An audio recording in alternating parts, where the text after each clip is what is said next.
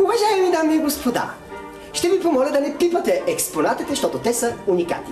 Такова нямане никога не сме имали. Шега. На ваше ляво, мое дясно, вие виждате първи експонат.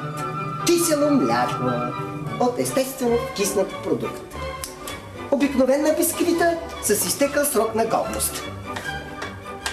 Лъскаме, лупкаме, остава същата. Бяло саламурено сирене от крава. Преди лудия период. Кубична четвъртита правоъгълна форма. Кубизмът е възникнал в Куба по времето на Фидел Кастро Рус. Ето тук имаме една вече покръгла форма. Хамбургски салам. Хамбургците са говорили на немски предимно с конете си.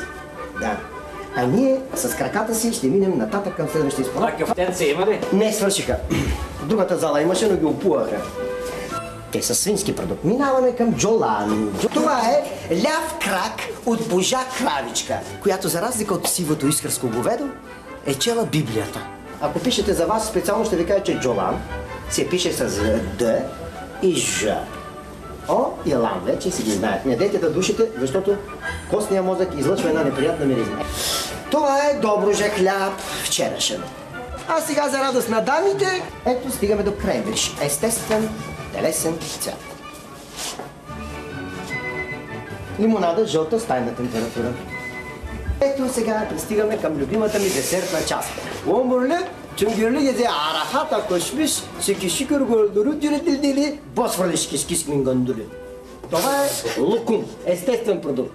Дръпнете се, ако обичате. Няма да ми ревете над лукума, да ми пръскате нехигиенични плюмчици върху лукума, моля ви.